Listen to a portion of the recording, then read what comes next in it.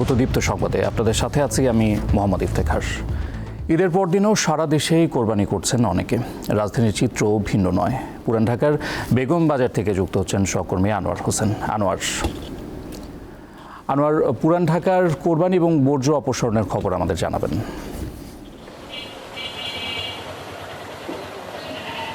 ইফতেখার, প্রথমেই বলে রাখি সেটি হচ্ছে যে পুরান ঢাকায় কিন্তু একটি ঐতিহ্যগত বিষয় আছে। সেটি হচ্ছে ঈদের দিনের চেয়ে কিন্তু ঈদের পরের দিন কোরবানির পশুটা শুধু বেশি কোরবানি হয়, এমনটা আছে। তো আপনি যেটি জিজ্ঞেস করছিলেন যে বর্জ্য অপসারণের যে বিষয়টি, সেটি কিন্তু আজকেও আছে। আর এর মধ্যে একটু তথ্য আপনাকে দিয়ে রাখি, ঢাকা দক্ষিণ সিটি কর্পোরেশনে যেহেতু আমি আছি, তো সেই জায়গা থেকে এই কর্পোরেশনে কিন্তু ওয়ার্ডের সংখ্যা ৭৫টি। তবে সেখান থেকে যেটি তথ্যটি দেওয়া হয়েছে, গত রাত 10টার মধ্যে মোটামুটিভাবে সবগুলো ওয়ার্ডের যে বর্জ্য তার কিন্তু বেশিরভাগই, হয়তো 2-4টা ওয়ার্ডে পুরোপুরি হয়তো অপসারণ করা সম্ভব হয়নি, এমনটা কিন্তু ঢাকা দক্ষিণ সিটি থেকে এক সংবাদ বিজ্ঞপ্তিতে জানানো হয়েছে। আর একটু উত্তর সিটি কর্পোরেশনের কথা বলি, সেটি কিন্তু রাত 8টার মধ্যেই একেবারেই মোটামুটি শতভাগ বর্জ্য অপসারণের যে কাজ সেটি কিন্তু সম্পূর্ণ করেছে, এমন দাবিও কিন্তু আসলে করা হয়েছে। সেখানেও কিন্তু ওয়ার্ডের সংখ্যা 54টি, এমনটা বলা হয়েছে। সব মিলিয়ে আসলে বর্জ্য অপসারণের যে বিষয়টি, সেটি কিন্তু অনেকটাই একটু কি বলে সন্তোষজনক, এমনটা কিন্তু আমরা বলতে পারি। কারণ এখানে সকাল থেকেই অবস্থান করছি, বিশেষ করে পুরান ঢাকাতে। তো এখানেও বিভিন্ন মানুষজন বলছেন যে না, আসলে বিগত যে আগের যে একটা বিষয় ছিল 2-4 বছর বা 2-3 বছর আগে, সেই রকম একটি পরিবেশ এখন আর নেই। অনেকটাই কিন্তু আসলে আমরা নিজেরাও ঘুরে দেখেছি রাস্তাগুলোতে যে বর্জ্য তেমন আসলে নেই। তো এই যে বেগমবাজার এলাকার একটি রাস্তায় আমরা এখানে আছি,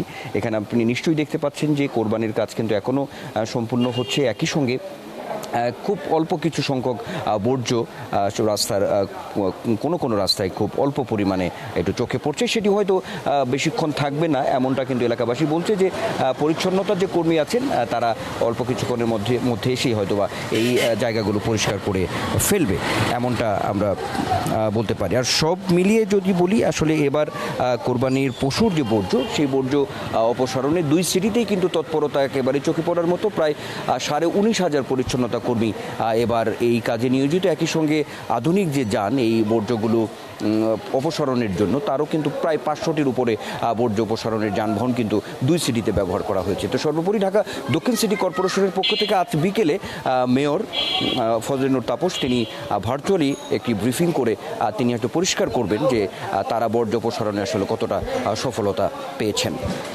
ইফতেখার। দর্শক, পুরান ঢাকার বেগম বাজার থেকে কোরবানি এবং বর্জ্য অপসারণের বিষয়ে জানাচ্ছিলেন সহকর্মী আনোয়ার হোসেন। এই মুহূর্তে পুরান ঢাকার পোস্তায় আছেন সহকর্মী সানজিদা প্লাবনী। তার কাছে জানবো চামড়া সংগ্রহের সবশেষ তথ্য। প্লাবনী, পোস্তার আড়তগুলোতে এই মুহূর্তের পরিস্থিতি আমাদের জানাবেন, আর নির্ধারিত দামে চামড়া সংগ্রহ করা হচ্ছে কিনা সেটাও একটু জানতে চাই। ইফতেখার, আজকে ঈদুল আজহার দ্বিতীয় দিন এবং ঈদুল আজহার যে সবচেয়ে বড় অনুষঙ্গ চামড়ার বিষয়টি সংশ্লিষ্ট থাকে এবং এখন পর্যন্ত যে ঢাকার বা আশেপাশের যে চামড়া সংগ্রহের যে মানে ঠিকানা বলা হয় যে পোস্তাতে, আমি সেখানেই রয়েছে এবং আজকের দিনেও আমি দেখতে পাচ্ছি যে এখানে বেচাকেনা চলছে। আমি একটু আপনাকে দেখাতে চাই যে এখানে আজকের দিনেও, আজ কোরবানির দ্বিতীয় দিন হওয়ার ফলে আজকেও কিন্তু কোরবানি চলছে। আমরা আসার সময় রাস্তায় অনেক দেখছিলাম যে কোরবানি করছেন এবং বেচাকেনাও হচ্ছে। এবং নির্ধারিত দামের যে বিষয়টি আপনি আমার কাছে জানতে চেয়েছেন যে আসলে নির্ধারিত দামে বেচাকেনা হচ্ছে কিনা, তো আমরা এখানে আসলে নির্ধারিত যারা বেচা বিক্রির সাথে জড়িত আছেন তাদের কাছে আসলে জানতে চেয়েছিলাম যে নির্ধারিত দামে আপনাদের বেচা বিক্রি হচ্ছে কিনা। তো তাদের কাছ থেকে আমরা আসলে আপনাকে একটু জানাতে চাই, এখানে স্থানীয় ব্যবসায়ী রয়েছেন আসলে আমাদের সাথে, আলী আক্তার।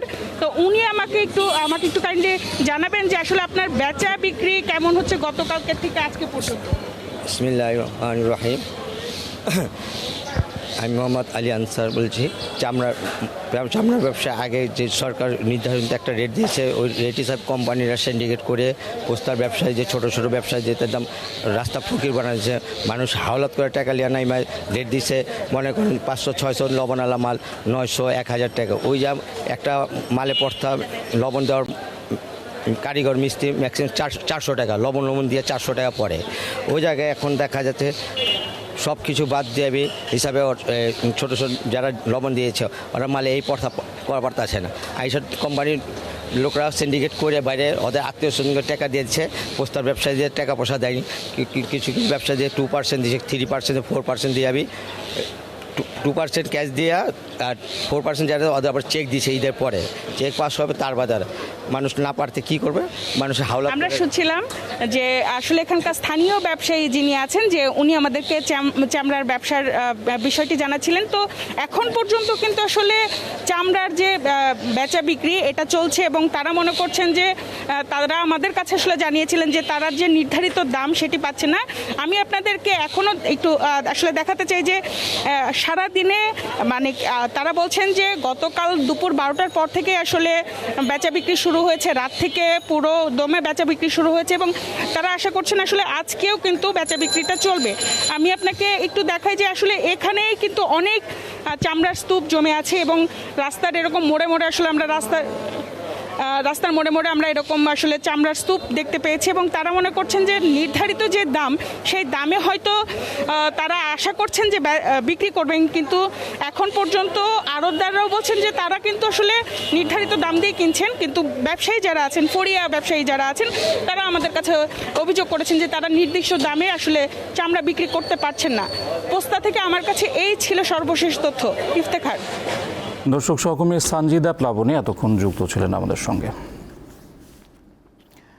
এবার জানবো নারায়ণগঞ্জ সিটি কর্পোরেশন এলাকার বর্জ্য ও চামড়া ব্যবস্থাপনার খবর। সহকর্মী গৌতম শাহ যুক্ত হচ্ছেন আমাদের সঙ্গে। গৌতম, নারায়ণগঞ্জ সিটি কর্পোরেশনে কি গতকালে শতভাগ বর্জ্য অপসারণ হয়েছে কিনা, আর আজও অনেক জায়গায় কোরবানি হতে দেখা গেছে, সবশেষ পরিস্থিতিটা একটু জানতে চাই আপনার কাছে।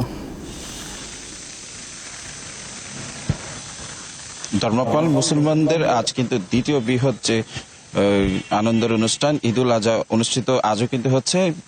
নারায়ণগঞ্জের বিভিন্ন স্থানে পাড়ামহল্লায় কিন্তু পশু কোরবানি করা হচ্ছে। তবে আমি যে বিষয়টি আপনি প্রশ্ন করেছিলেন নারায়ণগঞ্জ সিটি কর্পোরেশনের বর্জ্য ব্যবস্থাপনা, গতকাল থেকে যে ঈদের জামাতের পরপরই যে কোরবানি শুরু হয়েছে পাড়ামহল্লায়, তারা কিন্তু একটা ঘোষণা দিয়েছিলেন 24 ঘন্টার ভিতরে সেই সিটি কর্পোরেশন এলাকার যে কোরবানির বর্জ্য রয়েছে সেগুলি কিন্তু পরিশোধন করবেন এবং সেই সাথে তারা কিন্তু দুপুর 12টা থেকে কাজ করেছেন। আমরা যে বিষয়টি দেখেছি বিভিন্ন ড্রেনেজ ব্যবস্থায় তারা সেখানে ব্লিচিং পাউডার এবং নির্দিষ্ট স্থানে কিন্তু কর্পোরেশনের বিভিন্ন পরিচ্ছন্ন কর্মকর্তার যে গাড়ি রয়েছে সেই গাড়িগুলি কিন্তু বিভিন্ন পাড়ামহল্লায় গিয়ে সেখান থেকে কিন্তু বর্জ্য ব্যবস্থাপনা সরিয়ে বিতরণ করেছেন। সর্বোপরি গতকাল তারা এই ব্যবস্থাপনা করেছেন এবং আজ কিন্তু দ্বিতীয় দিন এবং এই তৃতীয় দিন পর্যন্ত কিন্তু পশুর কোরবানির কাজ কিন্তু চলমান থাকবে, যেহেতু ঈদের তৃতীয় দিন পর্যন্ত পশুর কোরবানি হয়ে থাকে। আজ আমরা যে বিষয়টি দেখেছি, আমি আছি এখন নারায়ণগঞ্জ সিটি কর্পোরেশনের যে কার্যালয়, সেখান থেকে কিন্তু সকাল থেকে কিন্তু এই সিটি কর্পোরেশনের পরিচ্ছন্ন কর্মকর্তাদের যে গাড়ি রয়েছে সেগুলো কিন্তু রয়েছেন এবং নারায়ণগঞ্জের 27টি ওয়ার্ডে 1835 জন পরিচ্ছন্ন কর্মী তারা কিন্তু কাজ করছেন বিভিন্ন ওয়ার্ডে। সেই সাথে নারায়ণগঞ্জ সিটি কর্পোরেশনের যে কয়েকজন জনপ্রতিনিধি রয়েছেন, কাউন্সিলর, তাদের নেতৃত্ব কিন্তু সিটি কর্পোরেশন এলাকায় কিন্তু তারা বর্জ্য ব্যবস্থাপনায় কাজ করছেন। আমরা যে বিষয়টি দেখেছি আজও বিভিন্ন পাড়া মহল্লায় বাড়ির সামনে কিন্তু পশুর কোরবানি করা হচ্ছে এবং সেখান থেকে যে কসাইরা কিন্তু মাংস থেকে চামড়া ছাড়ানোর কাজ করছে, সে সাথে পারিবারিকভাবে কিন্তু কাজ করছে এবং সে সাথে চামড়ার যে বিষয়টি আপনি স্পষ্ট করেছিলেন সে গতকাল কিন্তু আমরা দেখেছি সেখানে বিভিন্ন স্থানে কিন্তু যারা চামড়ার ব্যবসায়ী রয়েছেন, স্থানীয় ব্যবসায়ী রয়েছেন, তারা সিজন ব্যবসায়ী, তারা বিভিন্ন স্থানে স্তপ করে কিন্তু যে ঢাকা থেকে যারা আসছেন পাইকারি তারা কিন্তু কিনছেন। তবে একটি অভিযোগ কিন্তু রয়ে যায়, সেখানে কিন্তু তারা অভিযোগ করছেন যে তারা নির্ধারিত দামে কিন্তু সেই কোরবানির পশুর চামড়ার দাম পাচ্ছেন না। তবে পাইকাররা কিন্তু বলছেন তারা নির্ধারিত দামই কিন্তু সেই চামড়া কিনছেন এবং আজও কিন্তু বিভিন্ন জায়গায় যে পশু কোরবানি হচ্ছে সেই চামড়াগুলি কিন্তু বিভিন্ন জায়গায় সংশ্লিষ্ট জায়গা থেকে কিন্তু সংগ্রহ করে তারা একটি জায়গায় স্তপ করে পাইকারি ব্যবসায়ীদের কাছে বিক্রি করছেন। আসলে এই ছিল নারায়ণগঞ্জ সিটি কর্পোরেশনের ঈদের দ্বিতীয় দিনের কোরবানির সর্বশেষ। দর্শক, নারায়ণগঞ্জ সিটি কর্পোরেশন থেকে সহকর্মী গৌতম শাহ জানাচ্ছিলেন বর্জ্য ও চামড়া ব্যবস্থাপনার খবর। ঈদ মানেই রাজধানী ফাঁকা, অন্তত 7 দিন রাস্তাঘাটে যানবাহনের চাপ থাকে না বললেই চলে। এই সময়টাতে এক অন্যরকম ঢাকা দেখেন নগরবাসী। সে খবরই জানাচ্ছেন সহকর্মী লাবণী গুহ, তিনি আছেন বিজয় সরণিতে। লাবণী, এমনিতেই যানবাহন তেমন একটা নেই, তার উপর আজ মেট্রো রেলও চলছে, রাস্তার পরিস্থিতি কেমন দেখছেন?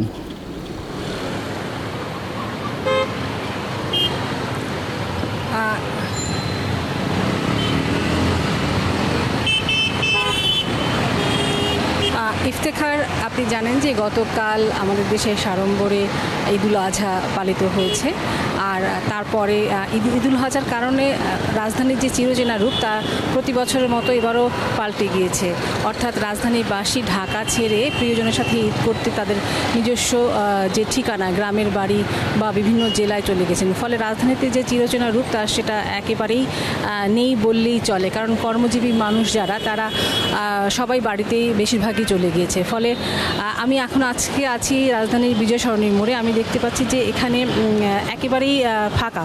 তবে সকালবেলার দিকে যতটুকুন ফাঁকা ছিল, এখন সময় গড়ানোর সঙ্গে সঙ্গে রাজধানীতে বিভিন্ন জায়গায় গাড়ির চাপ কিছুটা বাড়ছে। তবে গণপরিবহন একেবারেই নেই বললেই চলে। যে দু একটা গণপরিবহন চলছে তাতে যাত্রীও নেই।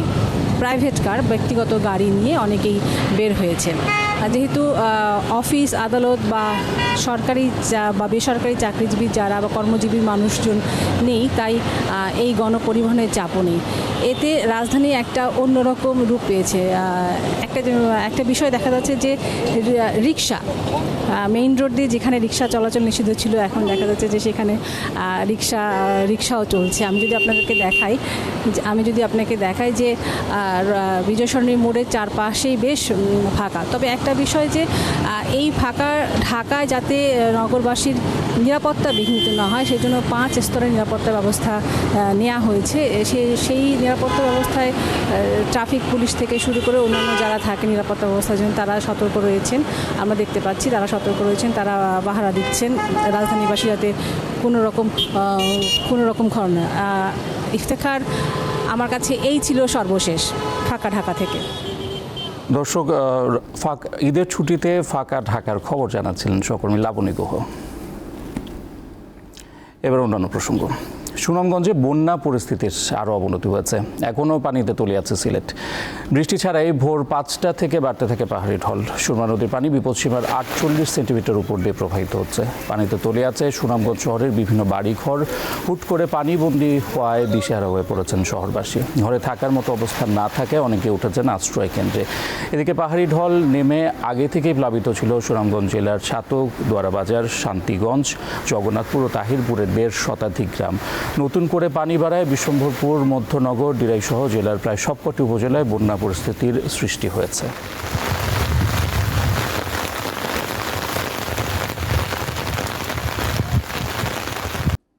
খেলার খবর। টি-20 বিশ্বকাপে এবার সুপার 8-এর অপেক্ষা, যেখানে প্রথম ম্যাচে বুধবার মুখোমুখি হবে সাউথ আফ্রিকা ও যুক্তরাষ্ট্র। ম্যাচ শুরু রাত 8:30টায়।